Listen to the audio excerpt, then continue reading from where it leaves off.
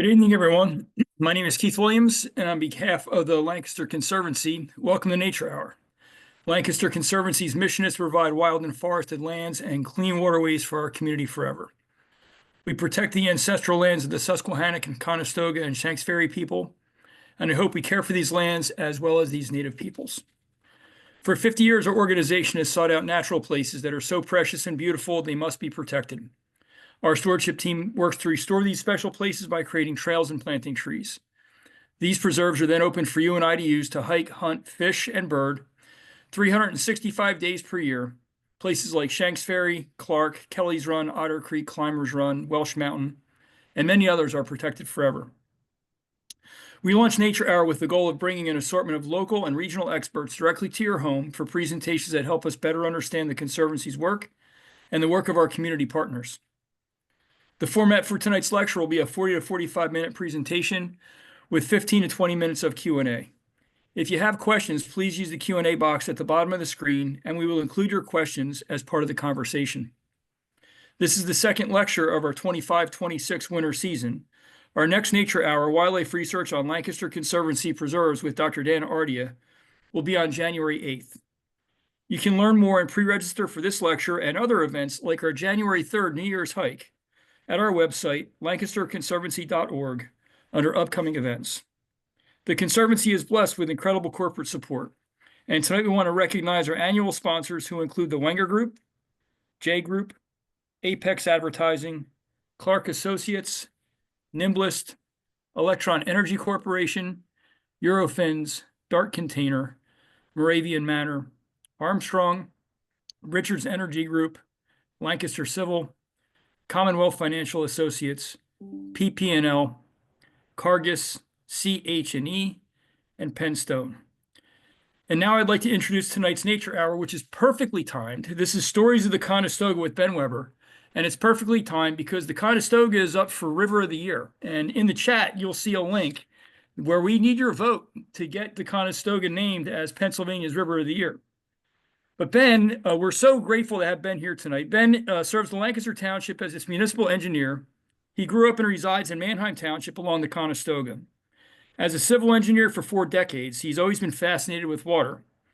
A few years ago, he asked the unfortunate question, where does the name Bridgeport come from? And his thirst for local history has been unquenched ever since. Join me in welcoming Ben Weber.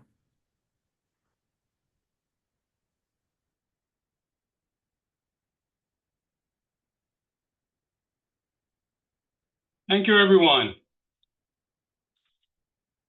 Thrilled to be back with telling more about the history of the Conestoga River, and hope everything's coming through okay. Wanted to first start off with the reference to Bridgeport that Keith was mentioning. A few years ago, I was participating in a smart growth planning initiative to look at the intersection at Bridgeport on the east side of the Conestoga River, where the East King Street crosses the Conestoga, and then there's a problematic intersection.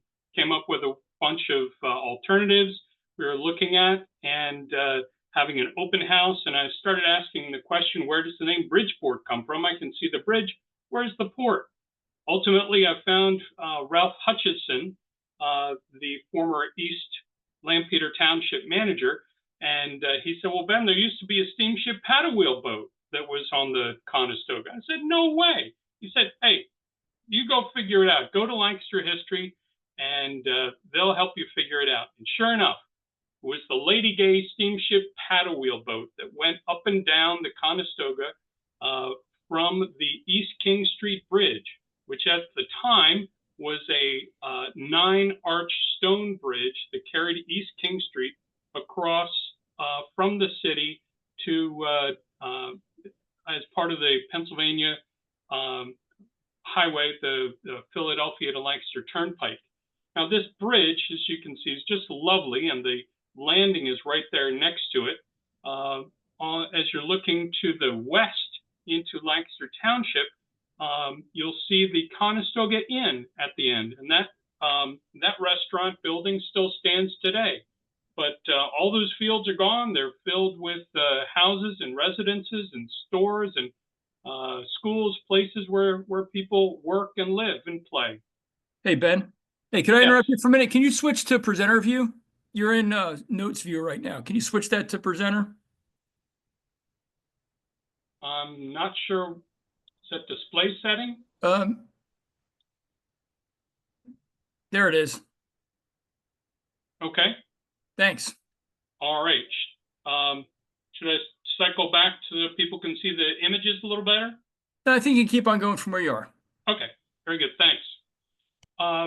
So the steamship paddle wheel boat, the Lady Gay, and its two sister craft would go up and down the Conestoga from East King Street past Conestoga Park, which is a lovely bucolic area where people could ride carriages. And there is actually a theater that was up at the top right in this area up here. And a better image where you can see the 9-arch stone bridge, the Lady Gay, the theater, and a place right by the river where you could use that facility to board your boats and canoes. This is an area that's right in Lancaster Township, where close to where Ad Crable once lived. We lost Ad, but I'll get to that a little bit later. So this is part 4 of a series, and part 1 was with Ruth Hawker back in 2020, and we looked at Conestoga 101. Where's the headwaters? How long is it? What are the basic facts about the Conestoga? What are the natural forces that affect the Conestoga? What are the settlement patterns that occurred over time? How did industry and transportation take shape on the Conestoga? And how did recreation used to look? And you can see these folks there at Rocky Springs Park. They're getting ready to set out in a canoe and enjoy the placid, beautiful waters. And then we also talked about conservation and the future of the Conestoga. In 2021, part 2, Damn It, was looking specifically at the improvements, so to speak, of the Conestoga, where we dammed it in a number of different ways for mills, as well as for the Conestoga navigation that created a series of 9 dams and locks between the city and the Susquehanna River. And then we also looked at the impacts of these improvements. And then I put forth a few crazy, impossible ideas for what I thought could be done to let the Conestoga heal itself. Part 3 in 2022, called The Good, the Bad, and the Ugly. And this looked at pollution, refuse, sediment, and the incised banks all along the Conestoga, the flooding and the impaired water quality. Then we had a drinking contest. Now this was in person at Lancaster History, and a few very brave souls did take a sip of some water from the Conestoga, and we talked about where that water came from and how it's impacted by the various locations along the Conestoga. We also again talked about recreation and research, the advocacy that comes out of both of those, and then the desire for restoration. So here we are with part 4, History of the Conestoga, and I'm asking the question of what's around the bend. Now, Keith mentioned that I live along the Conestoga in Manheim Township, and this is a lovely section of the Conestoga right along Butter Road. I pass by this spot every day, multiple times a day, near the 5 to 1 club. And here you can see it in the spring, in the summer, in the fall, and in the winter. It's just a lovely, lovely section of the Conestoga. A lot of people have been traveling along the Conestoga, along Butter Road. And this is a photograph from 1912 that was taken by Mr. Diffenderfer, Harold Diffenderfer, and Butter Road was originally called the Oregon Pike, from Lancaster, prior to the Oregon Pike that we all know. It was a frequently used road, not just for people going to and from the city, but for many functions of commerce as well as pleasure. And here you can see this lady holding the reins of the horse. Her name was Florence Stauffer, and she was betrothed to Harold Diffenderfer, and they were married the following year. Now, this comes to us from the legacy of a booklet that was created by Harold's father, for Harold's father, Frank Diffenderfer. Frank Diffenderfer was an editor of the Lancaster New Era for about a quarter century, and he was in love with the Conestoga in much the same way that I am. Traveled around, tried to find the headwaters. He would speak about the Conestoga multiple times. He had various writings in the newspaper, and he also published this article for the Lancaster County Historical Society in 1912 called "A Plea for the Conestoga River," and it's not really a scientific paper. It's more of a comparison of the Conestoga to various other famous rivers, and his claim was that it should no longer be called the Conestoga Creek, but rather the Conestoga River. But frankly, I think that people have a sense of affinity that causes them to call it the Conestoga Creek or the Crick. If you've had any of that beer, Creek or Crick. And some people feel a sense of pride about the Conestoga and thus call it a river.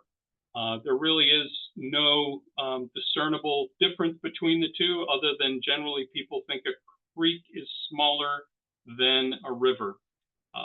But that wasn't the only paper that was written in the early days of the 1900s.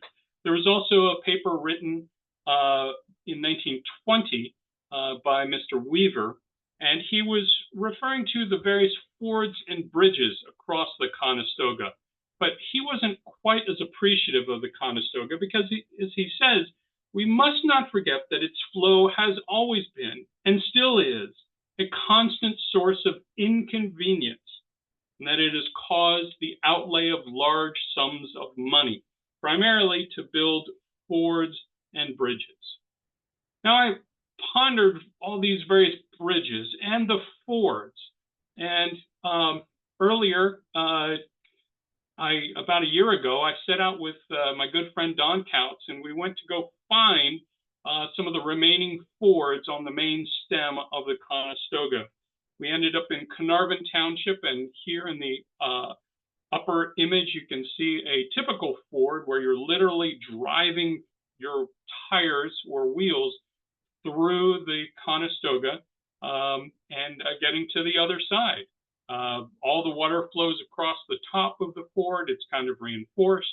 But then some other people have developed fords that are basically multi-barrel culverts with a small roof, if you will, over top of those culverts. And they're problematic in a lot of ways.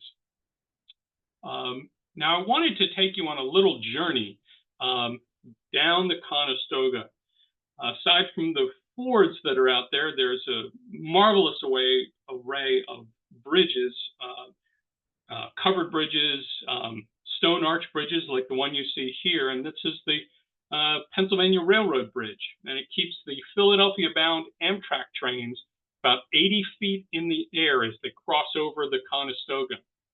Now, some people enjoy kayaking, or even the rare opportunity to jump on a jet boat, and that's what I'm offering to you here is this time to get onto this jet boat. And you can see as we approach from the south, we're coming up to the railroad bridge. We're traveling along what was South Grofftown Road and now is Route 23, East Walnut Street Extension.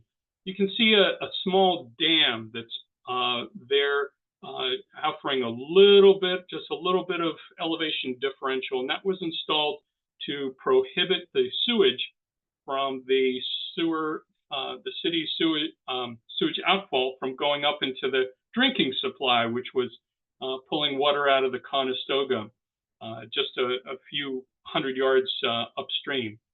Now, as we travel downstream, now the water's relatively high at this time, so this type of craft can move so quickly.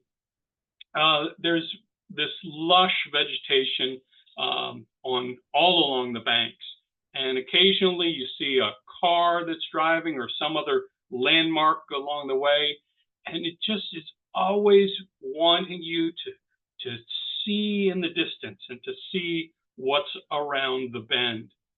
Now, the city also wanted to capture this imagination, to capture this sense of place of the Conestoga that it really hasn't been offered very broadly in the past. And in 2023, the city took the bold step of creating, as part of their comprehensive plan, an entire chapter called Conestoga Riverfront Reimagined. And they identified a number of different places where there were boat launches that are to be improved on or built, a greenway that is to be extended, a river trail that is to be improved, and then also this fascinating environmental Center for Excellence. Now you'll see the Sunnyside Peninsula, which has the Youth Intervention Center, and in this peninsula, this is Circle Avenue. Here you can see the Youth Intervention Center and Circle Avenue. And then there's this big body of water that is right here. This is Brenner's Quarry, an amazing pool of water that we have, and it's not directly connected to the river, but there's all this area around it that is being considered for the Environmental Center of Excellence. Now, the Environmental Center for Excellence, I was fortunate enough to be included in a multi-day planning initiative. This is a facility that's being considered by the Partners for Environmental Stewardship, a group of environmentally minded organizations such as Lancaster Conservancy, Lancaster Clean Water Partners, the Lancaster County Conservation District, Lancaster Farmland Trust, the Alliance for the Chesapeake Bay, and several others. But the large body of water that I mentioned is something that is really been a magnet for imaginative planning. This is Brenner's Quarry, this area here. You can see it in this prior prior development plan for housing on the Sunnyside Peninsula. The peninsula itself has long been the focus for different land use plannings for private entities and public agencies. Where Circle Avenue is today, that's where the bridge was, the trolley bridge carrying visitors to Rocky Springs. And this big pool of water, as I said, was for Brenner's Quarry. And that's nearly 9.5 acres in surface area. And it's the better part of 100 feet deep. Now, here are a couple of pictures from when the Brenner Quarry was in operation. These are out of Lancaster newspaper articles, and you can see the quarry walls and the depths of it. You can see excavation equipment at these lower areas. Here you can see the Conestoga on the far side of the Sunnyside Peninsula, and here's that hole, and here is the Conestoga on the east side of the quarry, right up next to it. In this operated for a number of years, a number of decades. To get to it, there was a bridge that you would drive across from South Conestoga Drive to get onto the peninsula and to get to the quarry. Now, that bridge is something, looks more like a ford than it does a bridge. Here you can see it's very low lying, and there were multiple small piers that held up this plank bridge. And at times of high water, the bridge would nearly disappear. Now, today, you can still see the two bridge abutments at the end. This is looking from the north towards the Sunnyside Peninsula, and there's an abutment on the far side, an abutment on the near side, and here it is looking in the opposite direction, looking from the Sunnyside Peninsula over to South Conestoga Drive, and there's that remaining pier. As we look back at the aerial photographs, keep your eye on the area of the quarry as it increases in time from 1940 to 57, from 57 to 71. You can see it continuing to grow, and then finally its shape in 1992 looks much like it does today. But there was a conveyance that allowed water, high water from the Conestoga to flow into that pool area and for it to drain. But unfortunately, in 2021, it was discerned that there was a lot of erosive conditions, and to prevent a massive dam breach, the city took a stunning solution that really opened up this conveyance so that water can flow when it gets high in the Conestoga, can flow across and impound in this area. So it's a very straightforward design to remove that prior conveyance, very cost-effective construction, much easier to maintain. But the unintended benefit is there's a significant amount of flood remediation. So when floodwaters come up, it all stores back in here. So it really has had a terrific impact on flooding downstream. Now, as we make our way around this bend of the Sunnyside Peninsula, we're heading downstream, of course, and past the county park, and you can just see all these various twists and bends from various maps or books describing it. But there's a unique recreation of this very specific series of twists and bends. You might be able to recognize this lit and granite landscape and streetscape improvement. And it's definitely caught the imagination of people. This is an area right in Penn Square, next to the Grace Building, Shot and Bottle, Central Market, in that northwest quadrant. This is a sculpture that was created by the city, and it was finished in 2016. The theme, you can see the sign that's standing there in Penn Square. That sign indicates the designer's theme, landscape architect John Hershey, who I hope is listening in. Greetings, John. He describes it as both the human confluence that occurs at our city's busy center, as well as the nearby Conestoga River's confluence at our city's southern boundary. And there's a beautiful poem that's written in text, both in the sign as well as in the granite recreation of the Conestoga's path. And I just think it's a marvelous reminder to people of the Conestoga being so close by. Now, continuing on down, we come to the Kreider Farm Peninsula. This is a peninsula that is just below Greenwood Cemetery, and this peninsula is just to the east of the Dirty Old Tavern establishment in Ingleside. It's been farmed for centuries, and it's almost invisible from any road. But in 1833, it was painted by Jacob Eichholz. Now, right in this area, there was a ford that once existed, and later's Swank's Wood Bridge was swept away in 1825, just as the Marquis de Lafayette was approaching the city as part of his farewell tour. Now, he needed to continue on to Port Deposit via carriage.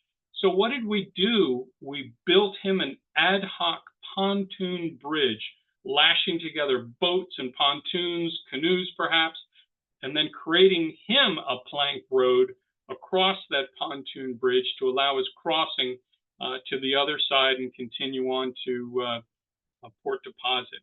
The Lancaster History's recently retired president, Tom Ryan, spent considerable effort in researching the life and works of the famous painter Jacob Eichholz. And in 2014, Tom had been working on this project, and he made a connection with Jay Parrish. Jay was able to confirm that this was a view of this very peninsula by looking at the various steeples that are in the distance that would have been present in 1833. So this is a view that's actually looking from today's Media Golf Course. And here's a drone image from that comparable position from 2014, put together in another wonderful article by that prolific writer, Ad Crable. Now, much more is soon going to be written about this peninsula in the coming years as the county begins its construction of the new correctional facility on this peninsula. Now, so why are all of these twists and bends in the Conestoga? And in short, it's geology, it's entropy. Dorothy Merritt's, the professor of geology at Franklin and Marshall College, she explained to me that this is a quote, midway downstream of the headwaters of the Conestoga River, it becomes an incised bedrock river with tight meander bends that follow ancient fractures in the rocks caused by tectonic forces. The two sets of fractures are perpendicular to one another, oriented northwest, southeast, and northeast-southwest. The river twists and turns to follow the weak planes in the bedrock. Ultimately, though, the cause of the incised meanders is either a drop in the level of the river or an uplift of the land. Both can result in incision into bedrock. And once incision begins, the river carves a deep path along the fractures. So there you have it. That's why there's silly string on the wall. So farther downstream, just beyond Millersville, is Slackwater, named in honor of the Slackwater navigation system installed about 200 years ago. Now, this image that comes from a 1920 postcard came back to me, was brought to my attention again, and I really wanted to find out exactly where this bend was. And reached out once again to those terrific people at Lancaster History. And then sure enough, they had a much clearer image, the actual photograph that was taken on that postcard. And here you can see the various people standing, posing for this image. It just was stunning to be able to see these people out on a jolly day, perhaps a Sunday afternoon, and taking this wonderful picture. I'm not sure why this fellow was sitting down, and maybe he's reaching out to the other fellow and asking him to give him a hand up. Guessing that might be it. But this peninsula on the far side is on the south side of the river. So the postcard view is from the north side looking south.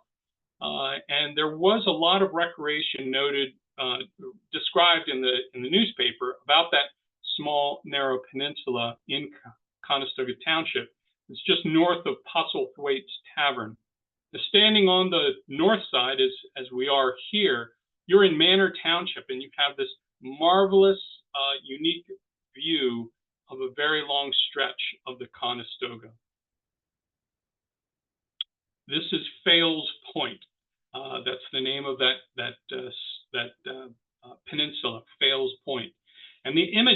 other images from 1910 were apparently a donation from Hamilton Club. Not sure why this lady is scowling at the gentleman who's trying to adjust something on her attire. But this lady down here, she's also not terribly happy with her arms akimbo, staring off at the other two. But reached out to some good friends, again, Don Kautz and Ed Crable, and the property owner, and we stepped out there and we tried our best to recreate that same image. Now, these images, these stories, these themes, they're all things that Earl Redman encouraged our community to develop. In past sessions, I had noted the contributions and connections that Earl and others like Dr. Ruth Patrick have made to our understanding and preservation of the Conestoga.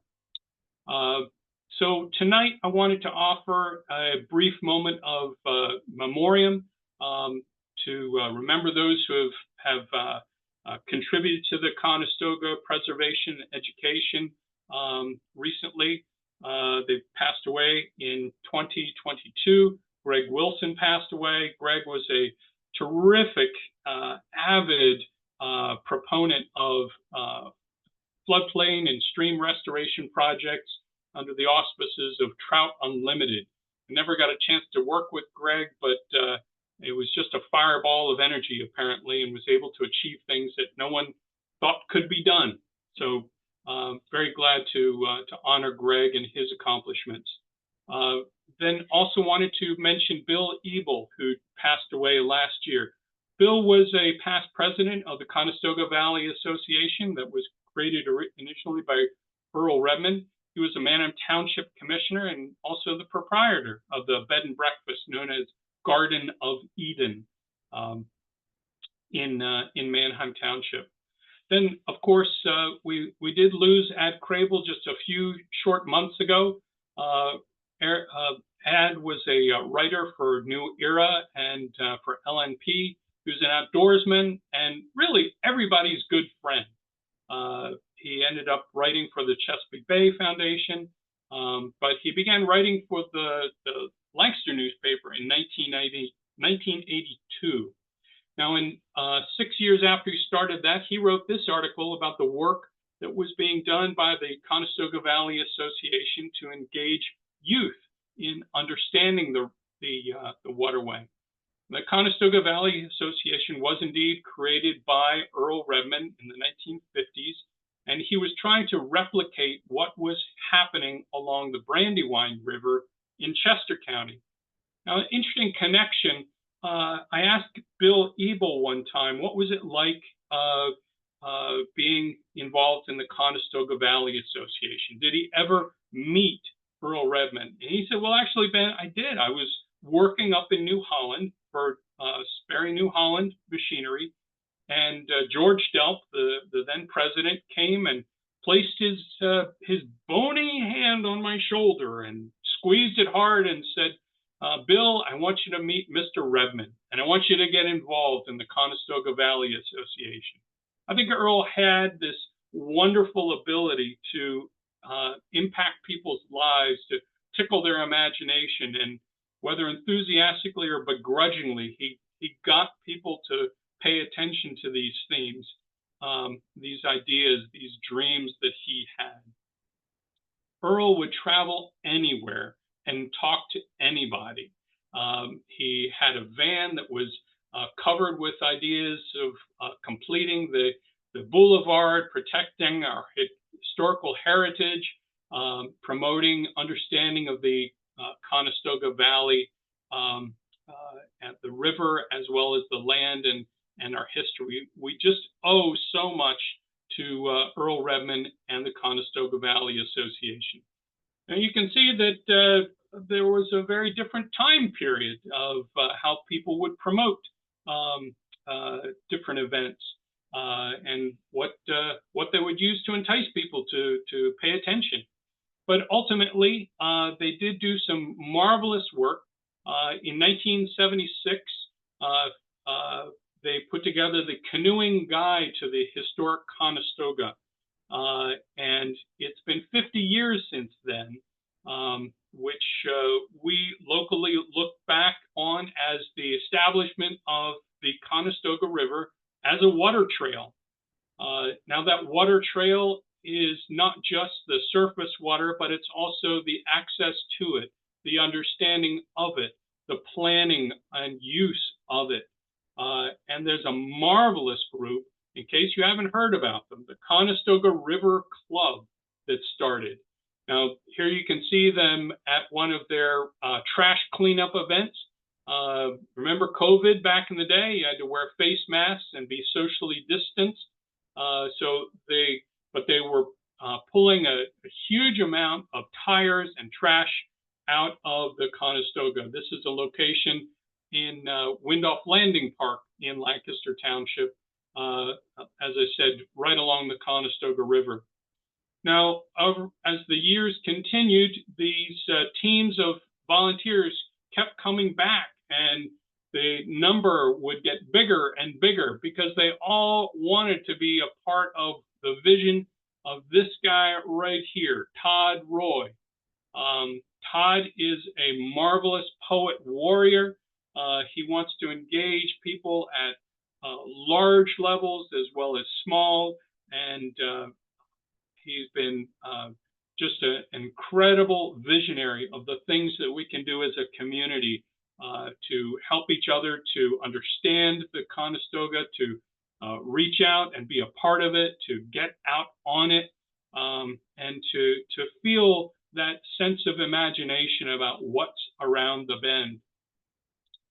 So the Conestoga River Club, Lancaster Conservancy, and the Clean Water Partners, they've all co-sponsored this nomination of the Conestoga as River of the Year, and we need your votes.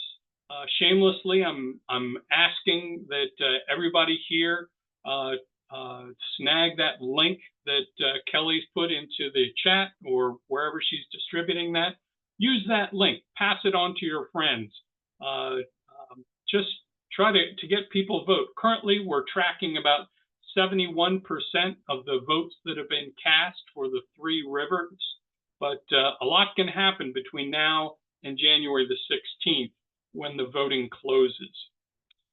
So with that, I wanted to say thank you so much to the Lancaster Conservancy, the Lancaster History, Lancaster Clean Water Partners, the Township of Lancaster, the Earl Redmond family, and the River Club, and LNP, Lancaster Online, for all of the wonderful resources that they've offered to people like me to learn about history and to learn about the history of the Conestoga River.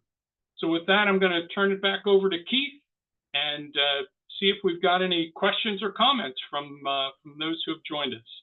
Yeah, Ben, thanks so much. What an amazing presentation for a really amazing river, both in terms of the natural and human history and how it's just literally woven through our community. I want to start out just real quick, echo what you said about the Conestoga River Club. What a powerhouse organization. I really recommend folks check them out and get involved. They're really the advocate for the Conestoga and doing great work. Wanted to start out talking about the restoration of the Conestoga and the current status. Lancaster County is one of the largest contributors of nitrogen to the Chesapeake. Nitrogen leads to a process of eutrophication. Excess algae grows. That algae lives for a short amount of time, dies, result in a low oxygen environment without life being able to survive. And that's the primary threat to the Chesapeake Bay right now. But beyond that, it's a threat to the Conestoga itself and then the Susquehanna. And I was wondering if you could comment on the progress that's being made countywide in terms of nitrogen, phosphorus, and sediment reductions. Sure thing. Now, our requirements from DEP for the Chesapeake Bay pollution reduction, those were shifted from nitrogen, phosphorus, and sediment to just sediment. DEP had the theory that if we're taking care of sediment, we'll be taking care of nitrogen and phosphorus at the same time. Maybe the science doesn't really connect that way, but that's not exactly how politics work. So the politics of the regulators set forth that we're going to focus on sediment. So a number of years ago, when we all were required to set up our pollutant reduction plans, each municipality had to calculate the number of pounds of sediment per year that were flowing out of their municipality and then down to the Chesapeake Bay. So Lancaster Township, we followed the instructions from DEP. We calculated ours. We set up a couple of projects, implemented those projects, and we decreased by 10%, which was the required amount. We were able to achieve within that time frame, the 5-year time frame, we were able to achieve that 10% reduction. Lancaster Clean Water Partners earlier this year was part of the effort, and we reached out to all the municipalities and asked, how are you doing with your pollutant reduction plan? How are you making out? Tallied all of those values against what DEP had agreed were the 10% reductions, and we have we've way exceeded what our required amount is for that 5 years. Now, some have done a whole lot more than what they needed to. Others are still struggling to meet their individual requirements, but we're very confident that everybody will be able to meet their individual MS4 requirements. And we certainly have exceeded what Lancaster County has been asked to do in the aggregate.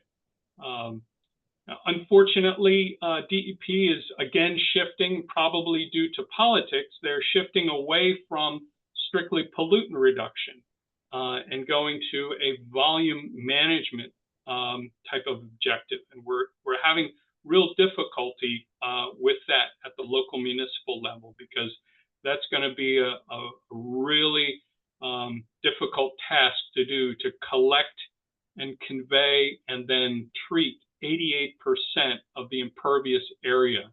That's every house, every street, every parking lot. 88% of that has to be collected, conveyed, and treated.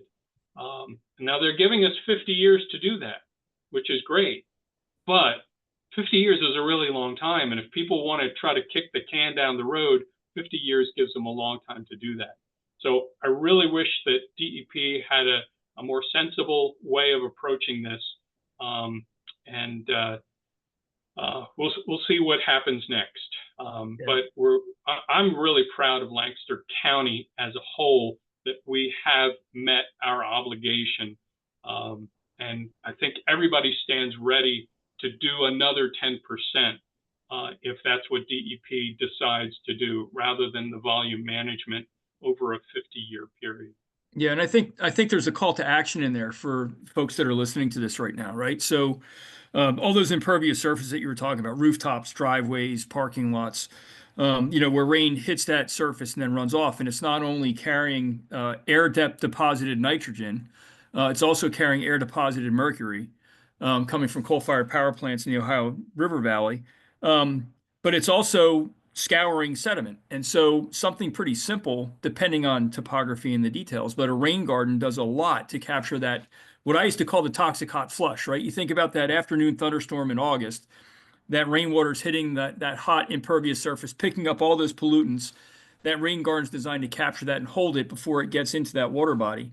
I've heard of the relationship between sediment and phosphorus that you talked about, that phosphorus is actually sorbed to the sediment. So if you control the sediment, you're controlling the phosphorus. Didn't hear about the nitrate or the nitrogen relationship, but we did get another question that might be a solution to all of that, if it's viable. What role do you think beavers might be able to play in the restoration of the Conestoga?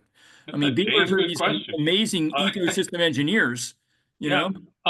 Unfortunately, beaver dams are really uncontrollable. The best we do to predict where they're going to build them is frequently wrong. And beavers are also they can also be damaging to private property. So there have been a lot of people who inappropriately have gone out and tried to trap, remove, or just straight up kill beavers and then tear their dams apart. So it's a great idea farther up in the watershed, main stem. I don't see how beavers would be able to help, but yeah, dispersed throughout the wooded areas, far away from habitation, I think would make sense. But we're just not going to be able to capture a lot of watershed area behind those beaver dams. We've got a huge amount of area that's not just urbanized, but also the ag lands, the agricultural cover land use. Although we think of it as bucolic and green, the agricultural land, the cultivated lands, it triples the amount of runoff that typically would fall when compared to woodland. So as we go from Penn's Woods, Pennsylvania, to the garden spot, this beautiful farmland we have, it's caused at least a tripling of the amount of water that the Conestoga and all the other streams have had to deal with. So I love the natural idea of beaver dams, but we're really going to have to do something a lot more robust throughout the large areas of the county. Yeah, so you were talking about, beaver dams might have some applicability in the up watershed kind of areas, those smaller first order streams. Exactly, we were kind of joking about this before the webinar started. Exactly, where does the Conestoga start? Yeah, so that's been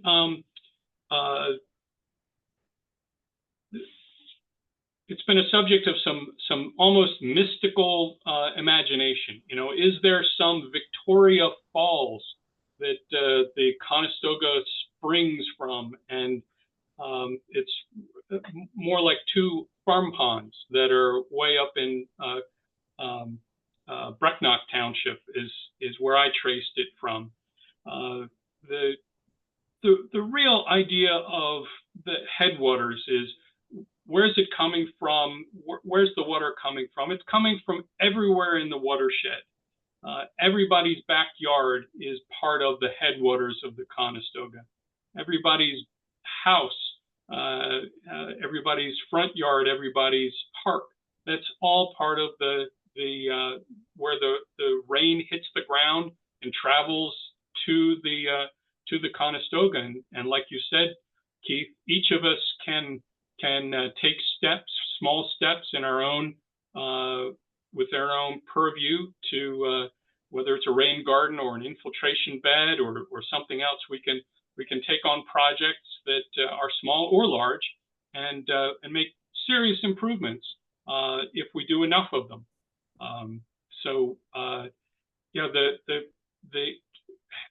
Frank Diffenderfer did try to go find the headwaters way back in the day. He traveled upriver and found this huge rock and described how to get there. Ad Crable actually went there and he wrote an article about the headwaters, and he found the same rock. I decided to go up and find the same rock. I found it. But I went at a time of year when the skunk cabbage wasn't so big. And I looked on the other side of this big rock, and there's this stream that's flowing to the rock, and it's flowing around and under the rock. So then I just kept going up, and that's when I found the two farm ponds that clearly had springs that were being channeled and funneled down. But there are folks up in Berks County who think the headwaters is in Berks County near Elverson rather than where we say that where we've been saying that it is. So yeah, I'd like to redirect everybody's thoughts about the headwaters to say that it's your own backyard, it's your own environment right around you. Yeah. And so the history of the paddle boats on the Conestoga, I'm assuming the depth that was attained there was from past dams. Is that correct? Yeah, yeah. So one of that impoundment depth was created by the dam that was right next to the city's first water plant. It was a mill that they converted to pump water up into the Reservoir Park on East King Street. So it was a turbine driven dam mill that would pump water from the hydropower up into that reservoir.